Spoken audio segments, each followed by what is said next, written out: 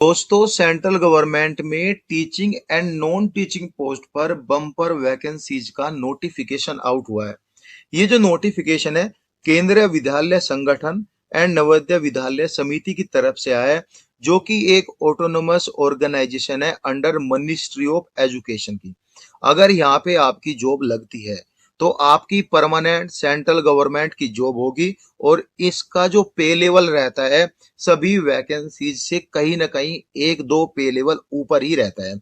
जैसे ही हमने टेलीग्राम पर डिस्कशन किया था उसमें स्टूडेंट के बहुत सारे क्वेश्चन है और पहले ही आपको बता दे रहा हूं, अगर आपने यह वीडियो देख लिया आई प्रॉमिस कि आपको किसी दूसरे की वीडियो देखने की जरूरत नहीं पड़ेगी, क्योंकि उसमें ए टू जेड हम सभी क्वेश्चन पर डिस्कशन करने वाले हैं और मेरा focus only non teaching post पर रहेगा। यहाँ पे जो हमारे टॉपिक्स है जो टेलीग्राम पर मुझे आए हैं वह एलिजिबिलिटी क्राइटेरिया को डिटेल्ड में डिस्कशन करना है, सिलेबस को डिटेल्ड में डिस्कशन करना है। वीडियो के दो पार्ट है। पहले पार्ट में तो हम वैकेंसीज को जल्दी जल्दी डिस्कशन करेंगे, दूसरा पार्ट हमारा सिलेबस का रहेगा, टीयर 1 एंड टीयर 2 एग्जाम से रिलेटेड सभी डिटेल रहेगी और इसके बाद एक और वीडियो आएगी जिसमें कि डिटेल्ड सिलेबस को एक्सप्लेन किया जाएगा और बताया जाएगा कि कैसे आपको अपनी पढ़ाई कंप्लीट करनी है और किन किन टॉपिक पर आपको फोकस करना है। फिर हमारा पॉइंट है एक्सपीरियंस डिटेल। अगर किसी पोस्ट के लिए कोई रिक्वायरमेंट्स है एक्सपीरियंस की, उसमें डिटेल क्या रहेगी, पोस्टिंग लोकेशन क्या होगी, अगर पोस्टिंग लोकेशन कुछ होगी क्या हम हमसे कोई प्रीफरेंस लिया जाएगा या कैसे होगा, या ऑटोमेटिकली जो है ऑर्गेनाइजेशन खुद हमें पोस्टिंग देगी। फिर है हमें एनवीएस और केवीएस जो पेपर होगा वह सेम होगा या अलग अलग होगा। फिर वो है फी के बारे में, अगर आप सिमिलर पोस्ट के लिए अप्लाई कर रहे हो दोनों में केवीएस और एनवीएस में, क्या फी अलग अलग पे करनी पड़ेगी या फिर यहाँ पे फी जो है एक में ही आपका काम चल जाएगा। अब यहाँ पे डिटेल्ड है यहाँ पे पोस्ट वाइज। अब बहुत सारे स्टूडेंट का डाउट है क्योंकि जो रिसेंटली वैकेंसीज आई थी उसका एग्जाम भी हुआ था, वह कैंसिल हो गया था। तो मैं आपको बता दे रहा हूँ, जितनी भी ये स्टार जो स्टार लगा है जितनी भी पोस्ट पे, ये पिछली वैकेंसीज को ऐड किया गया है इसमें, क्योंकि यही वैकेंट वैकेंसीज है जो पहले इसमें ऐड हुई है। तो जैसे कि मैंने बताया मेरा फोकस नॉन टीचिंग पोस्ट पर रहेगा, तो यहाँ पे हम लाइब्रेरियन के बारे में बात करेंगे। बाकी यहाँ पे जो हमारी नॉन टीचिंग पोस्ट है सभी, इन पर हम यहाँ पे बात करेंगे। किसमें कितनी पोस्ट आई है ये मैं आपको नहीं बताऊंगा, ऑलरेडी आपने नोटिफिकेशन देख लिया होगा ये सभी। अब यहाँ पे एनवीएस की तो ये पोस्ट है और केवीएस की ये पोस्ट है, तो यहाँ पे आपको अप्लाई करना है तो कैसे करना है वह भी हम बताएंगे। यानी पॉइंट वाइज सभी चीजों पर ए टू जेड डिस्कशन किया जाएगा। अब हम यहाँ पे अपने पॉइंट पर चलते हैं जो कि नॉन टीचिंग को लेके हैं। यहाँ पे सबसे पहले क्वालिफिकेशन को डिटेल्ड में डिस्कशन करते हैं। इसका क्वालिफिकेशन क्या, हालांकि 52 पेज का ये नोटिफिकेशन है और मैंने कंप्लीट डिटेल रिसर्च किया है कि आपकी जॉब यहाँ पे ऑन प्रोविजनल कितने साल तक रहेगी उसके बारे में भी हम बात करेंगे। यानी ए टू जेड जो इंफॉर्मेशन आपको चाहिए as an student as an candidate, हम उन पर यहाँ पे वन बाय वन करके डिस्कशन करते चलेंगे। पहले हम बात करेंगे एडमिनिस्ट्रेटिव ऑफिसर की, जो कि लेवल 10 की सैलरी मिलेगी आपको।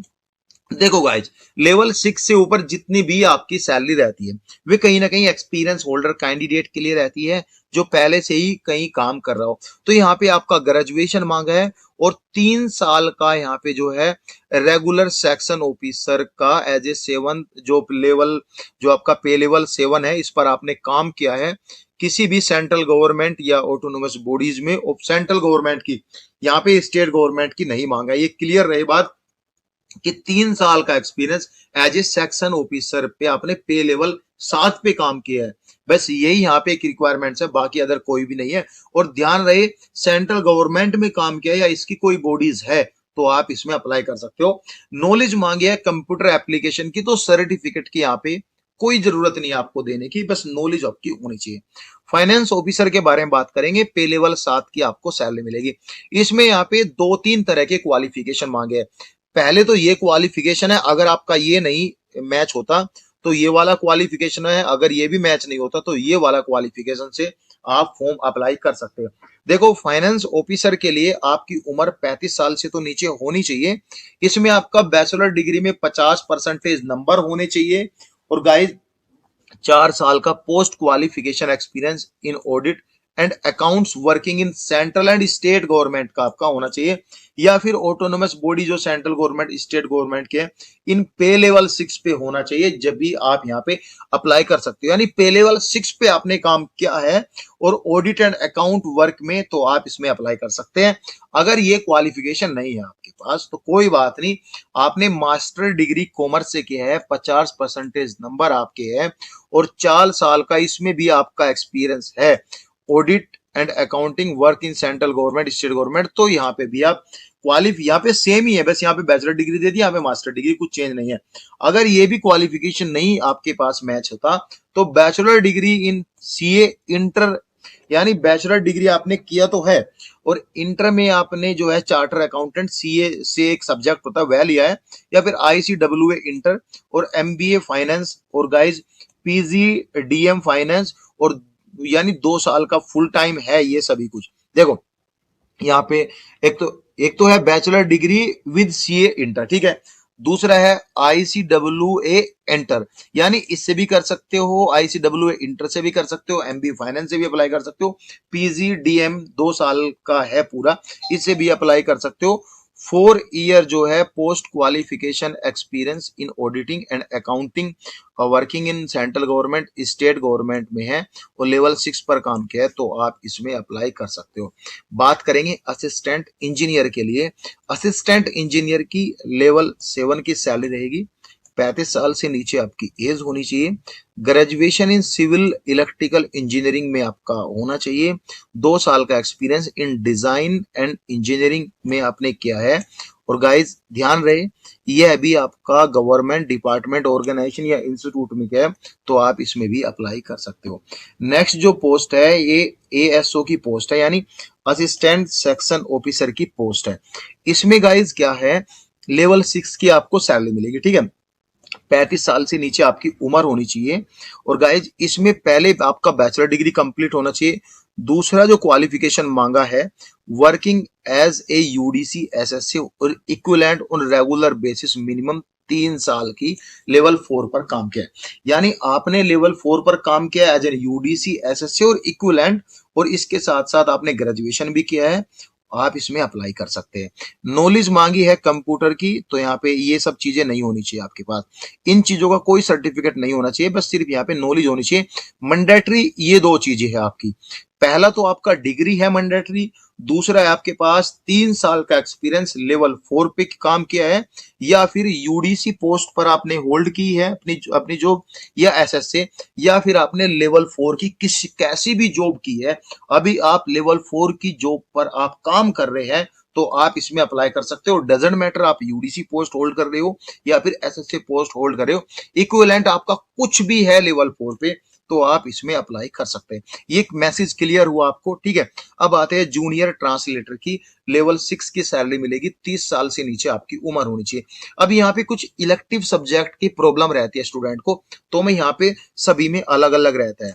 किसी में तो हिंदी यहाँ पे जो है कंपलसरी है, इंग्लिश आपका जो है as a compulsory as an elective, जो भी इलेक्टिव सब्जेक्ट है, यानी जो आपने चूज किया है, जिसको आप बदल भी सकते हो। यानी आपकी जो देखो मास्टर डिग्री जो है यहाँ पे हिंदी साइड से, ठीक है, लेकिन आपने कोई इलेक्टिव सब्जेक्ट जो इलेक्टिव सब्जेक्ट चूज किया है तो अप्लाई कर सकते हो। ये सब ऐसे ही यहाँ पे, ये एक बार देख लेना, बहुत बड़ा टॉपिक है वैसे हिंदी इंग्लिश का, ये सब है। लेकिन लेकिन लेकिन इनके साथ साथ मैंडेटरी है रिकॉग्नाइज्ड डिप्लोमा और certificate course in translation from Hindi English vice versa, या दोनों में उल्टा सीधा जैसे भी है ये होना चाहिए।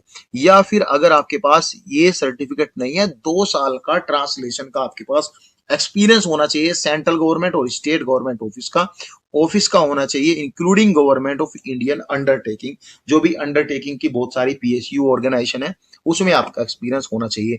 अब सीनियर सेक्रेटरीट असिस्टेंट के बारे में बात करेंगे।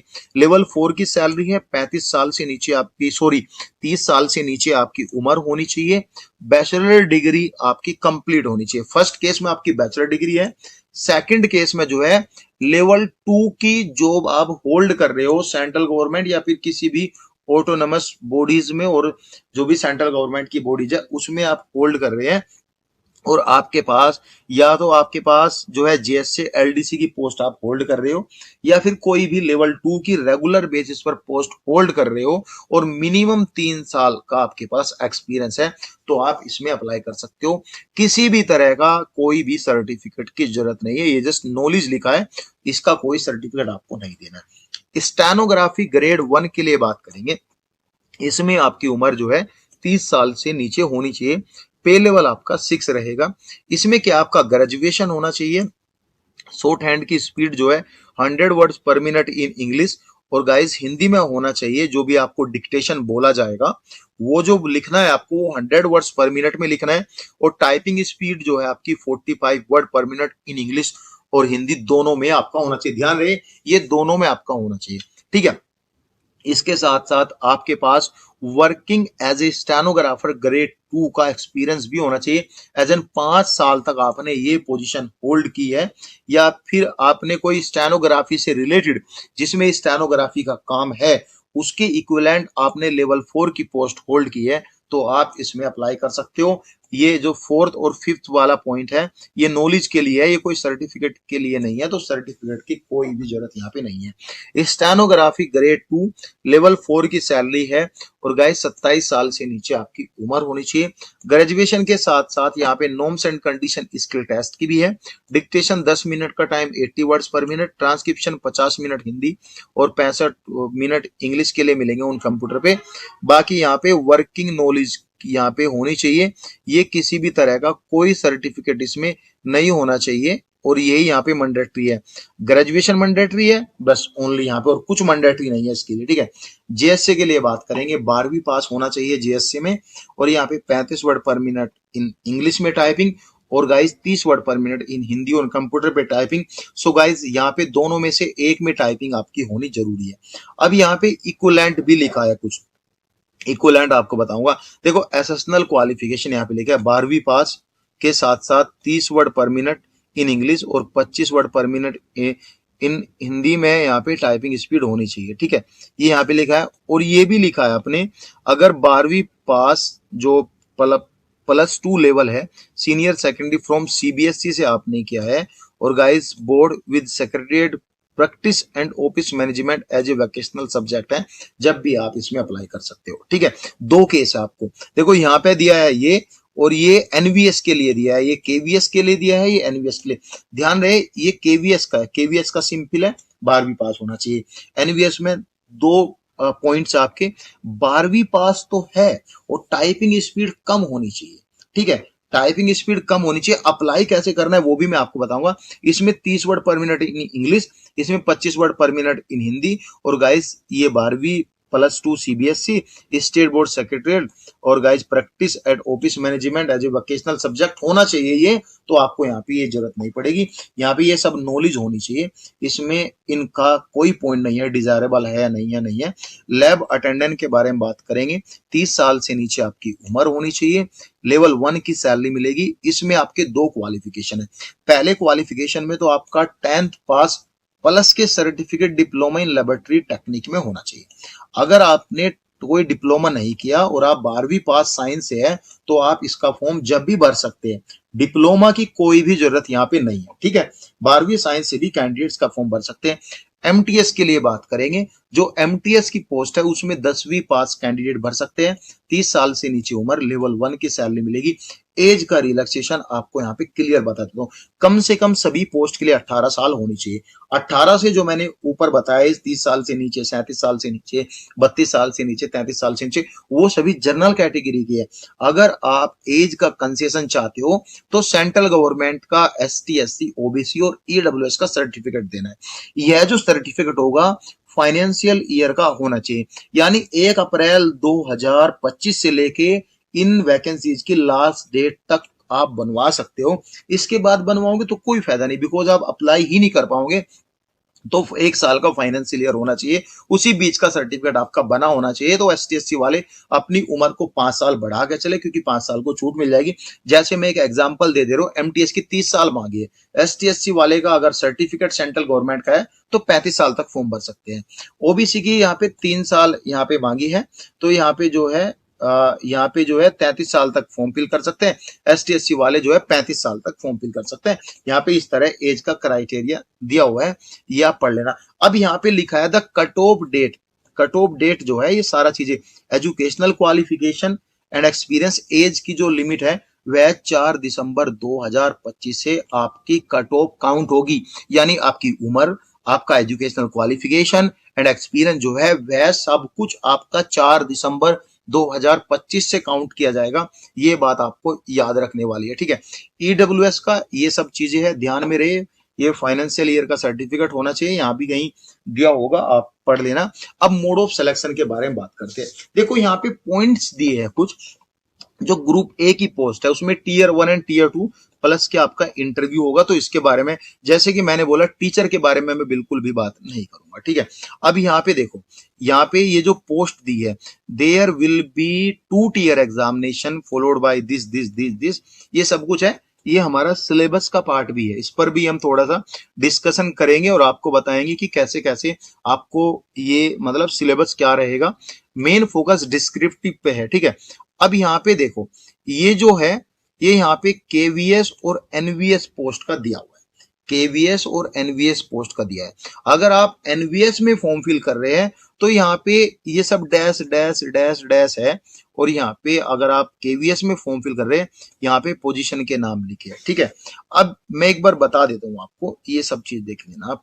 There will be 2 tier examination, जैसे कि स्टेनोग्राफर 1 एंड 2 का एग्जाम होगा और GSA का एग्जाम होगा यहाँ पे। फिर NVS में ये शायद यहाँ पे Tier 2 एग्जामिनेशन यहाँ पे किन किन पोस्ट के लिए है NVS में, ये सब यहाँ पे दिया हुआ है, कैसे कैसे होगा ये सब नॉर्मली दिया हुआ है, Tier 1 एंड Tier 2 एग्जामिनेशन। अभी यहाँ पे ये भी लिखा है कि Tier 1 जो है प्री एग्जाम जो होगा यहाँ पे OMR बेस्ड होगा, यानी सभी एग्जाम इसके OMR बेस्ड होंगे। Test for all the post except MTS in NVS, ठीक है। देखो यहाँ पे NVS में एक ही एग्जाम होगा, तो यहाँ पे सारा कुछ अलग अलग दिया हुआ है, ये थोड़ा आपको ध्यान देने वाली बात है। और ये सब यहाँ पे क्वेश्चंस दिए हुए हैं, इनके बारे में मैं ज्यादा बात नहीं करूंगा, ये तो आपने पढ़ ही लिया होगा क्या क्या है। मैं आपको एक बार छोटा मोटा जो पॉइंट्स है वो बता देता हूँ। देखो यहाँ पे क्या है, जो आपका लैंग्वेज का है, लैंग्वेज ये कंपिटेंसी टेस्ट है, यहाँ पे इसको चूज कर सकते हो। 12 अदर स्टेट की लैंग्वेज है, जैसे बंगाली है, असमी है, तेलुगु है, ये आप चूज कर सकते हो। इंग्लिश का आपको देना ही देना है, और गाइस यहाँ पे आप हिंदी चूज कर सकते हो।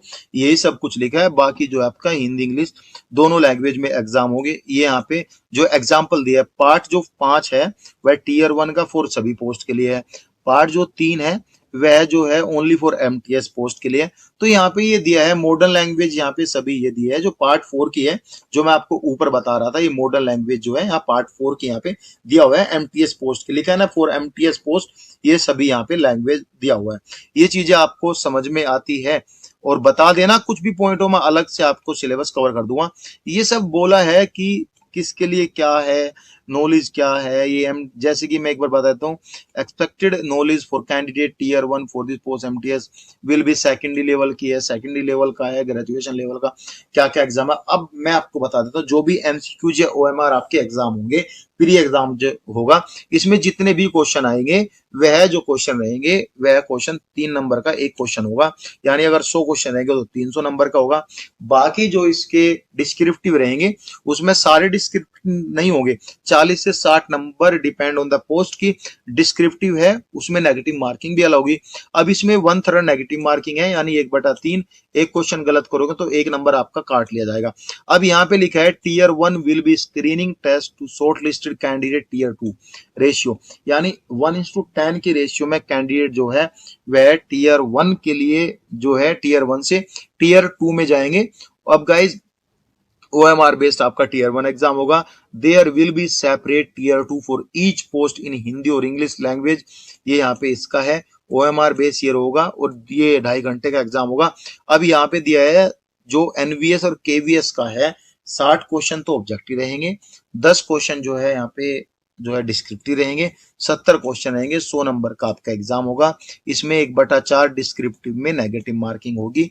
OMR देयर इस एक पॉइंट हो रहा है, there is no provision of यहाँ पे जो है ये चेक करने का जो है कोई प्रोविजन नहीं है, आप दोबारा से अपनी रीचेक या फिर रिवोल्यूशन नहीं करा सकते। तो ये सब चीजें दिया हुआ है। अब यहाँ पे जिन जिन पोस्ट का स्किल टेस्ट होगा यानी टाइपिंग होगी वो यहाँ पे दिया है, यानी जेएसए केवीएस के लिए टाइपिंग यहाँ पे ये रखी गई है, क्वालिफाइंग नेचर का है।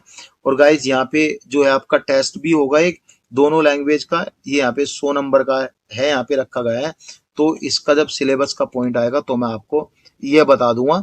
अब फिर जेएसए एनवीएस में क्वालिफाइंग नेचर का है, ओनली टाइपिंग है। और स्टेनोग्राफी जो भी फर्स्ट एंड सेकंड है शॉर्ट हैंड टेस्ट होगा, फिर टाइपिंग टेस्ट होगा, ये भी क्वालिफाइंग नेचर का रखा गया है। और यहाँ पे इसके लिए एक अलग से आपका टेस्ट भी होगा जो कि एमएस ऑफिस, एमएस एक्सेल और MS Access and MS PowerPoint से रिलेटेड क्वेश्चन पूछे जाएंगे। 40% मिनिमम नंबर लेके आने हैं दोनों के लिए, यानी जो आपका जो आपका यहाँ पे ये सीपीटी एग्जाम होगा, कंप्यूटर प्रोफिशिएंसी टेस्ट, उसमें मिनिमम क्वालिफिकेशन नंबर लेके आने। जो मेरिट लिस्ट है देखो यहाँ पे लिखा है process of allocation of candidate to KVS and NVS. देखो, after preparation of merit list the candidate who will be in combine merit list, देखो मेरिट लिस्ट में वह कंबाइन रहेगा, ठीक है, फॉर द सेम पोस्ट। मतलब ये है कि आपने केवीएस और एनवीएस का सेम पोस्ट पर फॉर्म फिलअप किया तो एग्जाम आपका सेम होगा, मेरिट लिस्ट सेम बनेगी, लेकिन यहाँ पे आपको जो प्रीफरेंस आपने ड्यूरिंग दी ऑनलाइन पोर्टल या ड्यूरिंग दी फॉर्म फिल पर आपने भरा था उसके अकॉर्डिंग आपकी पोस्टिंग रहेगी, यानी कि आपको केवीएस मिलेगा या एनवीएस मिलेगा। तो allotment of post and department KVS NVS done by the merit जो रहेगी उसके अकॉर्डिंग भी हो सकता है। And this choose indicate by the candidate about the link, यानी लिंक पर जो कैंडिडेट ने चूज किया था उसके अकॉर्डिंग ही होगी। यहाँ पे मेरा सजेशन ये है, यहाँ पे कुछ भी चूज मत करो, आपको जो है आपको कुछ भी चूज नहीं करना है, सब कुछ उनको ही करना है। तो पता चला आपने चूज किया और उसमें आप रह गए तो प्रॉब्लम हो जाएगी आपको। तो आपको फिलहाल तो एक जॉब चाहिए और जॉब के बाद ही आपको सब कुछ करना है, अपने अपने दिमाग कुछ भी लगा के आपको नहीं करना है। Mode and selection criteria and eligibility condition of the applicant interview personal interaction notify post shall be final in bending however CBSE, ये सब नॉर्मल दिया है। इंपोर्टेंट नोट्स के बारे में पढ़ने की कोई भी जरूरत नहीं है। अब यहाँ पे सीटी दी हुई है, देखो एग्जाम की डिटेल 15 दिन पहले बता देंगे, एडमिट कार्ड की डिटेल 2 दिन पहले आपको एडमिट कार्ड दे देंगे। अब यहाँ पे पॉइंट आता है कि एजुकेशन क्वालिफिकेशन एक्सपीरियंस मैंने पोस्टिंग क्या है, देखो इसकी ऑल इंडिया पोस्टिंग होगी। ऑल इंडिया पोस्टिंग होने के लिए आपसे कोई प्रीफरेंस नहीं लिया जाएगा, ये क्लियर है। ऑल इंडिया पोस्टिंग के लिए आपसे कोई प्रीफरेंस नहीं लिया जाएगा, लेकिन आपसे प्रीफरेंस उनका लिया जाएगा कि आपको केवीएस में जाना है, एनवीएस में जाना है, ठीक है। अब यहाँ पे एनवीएस और केवीएस का पेपर आपका सेम होगा, जैसे कि मैंने आपको पहले बताया ये सब सेम होगा। अब गाइज यहाँ पे हाउ टू अप्लाई में बात करेंगे, कैसे आपको अप्लाई करना है, ऑल इंडिया कैंडिडेट इसमें अप्लाई कर सकता है। अब फी के बारे में बात करेंगे, फी तो आपने देख लिया, ये सब प्रोसेसिंग फी 500 रुपए है, ये सब इसके लिए है। अब यहाँ पे लिखा है in case candidate applying for similar post in KVS, suppose करो आपने केवीएस और एनवीएस में जेएससी की पोस्ट पर फॉर्म फिल किया, ठीक है, सिमिलर पोस्ट, ठीक है, he and she will have to pay fee for single post, आपको एक ही पोस्ट पे फी पे करनी है, क्योंकि एग्जाम एक होगा, अगर 2 एग्जाम होते हैं तो आपको अलग अलग फी पे करनी पड़ती। अब यहाँ पे लिखा है no examination fee required to be paid by candidate belonging to ST SC पीडब्ल्यूबीडी एंड एक्स सर्विस में वमेन का कोई भी स्पेशल क्राइटेरिया नहीं है, उनको प्रोसेसिंग फी 500 रुपीज पे करनी है, ये इसकी एग्जामिनेशन फी है, ये प्रोसेसिंग फी है, तो ये ओनली 500 रुपए ही उनको पे करने हैं जो ST SC PWBD ex serviceman category से बिलोंग करता है। अब गाइज अगर आपको 2 फॉर्म भरने हैं तो सेपरेट एप्लीकेशन फॉर्म फिल करना है आपको। Candidate not required to send hard copy, ये हार्ड कॉपी आपको नहीं भेजनी है। इंपोर्टेंट डेट, जैसे कि मैं आपको बता रहा हूं इसकी जो फॉर्म फिलिंग की लास्ट डेट है, फी क्लोजिंग की लास्ट डेट है, ये 4 दिसंबर 2025 रखी गई है। और गाइज इसी से ही आपकी एज सब कुछ आपका काउंट होगा। रजिस्ट्रेशन आज की डेट यानी 14 नवंबर से आप कर सकते हो अप्लाई, तो लिंक आपको टेलीग्राम पे मिल जाएगा। इसमें ये रही डिटेल, यहाँ पे ये भी लिखा है कि selected candidate are liable to be posted anywhere in India, यानी आपको कहीं पर भी भेज सकते हैं, लेकिन आपको चूज करना है केवीएस और एनवीएस दोनों में से एक ऑनलाइन पोर्टल पे। Selected candidate will be initially be on provisional for a period of 2 year. 2 साल का आपका प्रोविजनल रहेगा, लेकिन कोई घबराना नहीं, ये सेंट्रल गवर्नमेंट में होता ही होता है, चाहे दिल्ली पुलिस हो चाहे कोई भी हो, 2 साल का प्रोविजनल पीरियड होता ही होता रहता है। तो ये सब चीज आप यहाँ पे देख कर चलना, और कोई बेकार नहीं है, बहुत अच्छी पोजीशन पे ये नोटिफिकेशन आउट हुआ है। उसके बाद आपकी डे 1 से परमानेंट जॉब है, वैसे सब कुछ आपका डे 1 से ही है। सो गाइज, ये तो रही वैकेंसीज की डिटेल। अब हम बात करेंगे इसके सिलेबस की डिटेल। तो एनेक्चर सेकंड के बारे में बात करेंगे, जो कि इसके एग्जाम पैटर्न सिलेबस को लेके है। अब यहाँ पे स्कीम एंड सिलेबस यहाँ पे लिखा हुआ है क्या क्या रहेगा।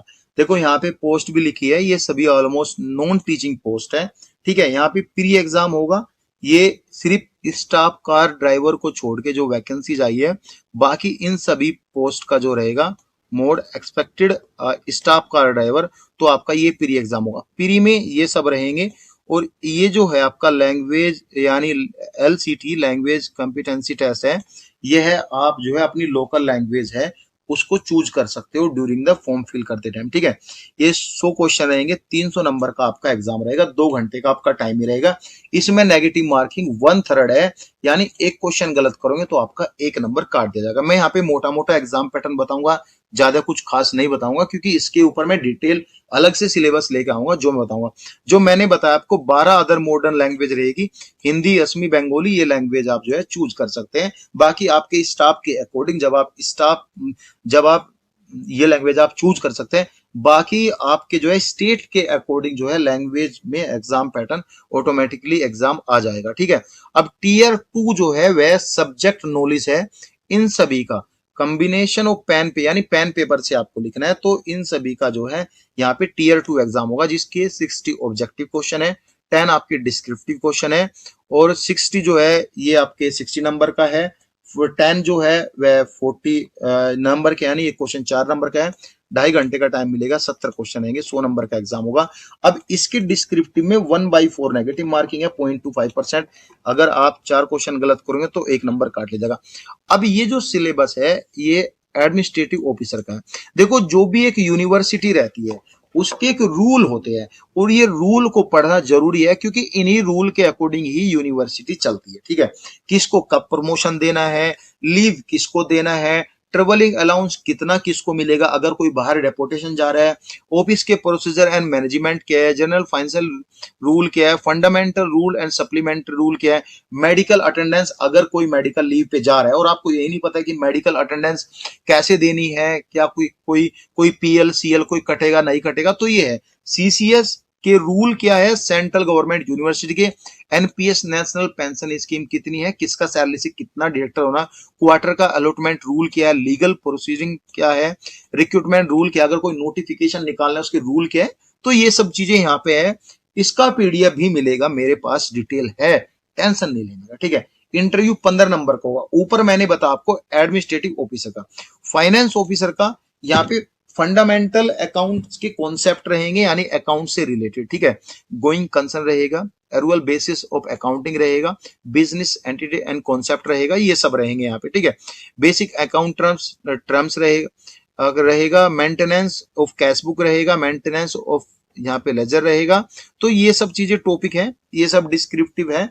अब यहाँ पे आता है ये सब, इसमें आपके MCQs भी रहेंगे, डिस्क्रिप्टिव भी रहेंगे, ये आप थोड़ा देख के चलो। यहाँ पे ग्रेजुइटी का पेमेंट क्या है, यहाँ पे PF फंड्स क्या है, fundamental rule and supplementary same ही है, यानी CCS ऑलमोस्ट यो यूनिवर्सिटी है सेंट्रल गवर्नमेंट की, उसमें रूल सबका सेम ही रहता है।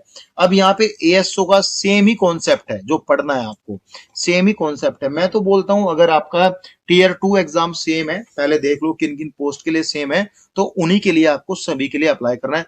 असिस्टेंट इंजीनियर का जो है, जो आपकी इंजीनियरिंग जिस चीज में मांगी है उससे रिलेटेड आपके एग्जाम होंगे।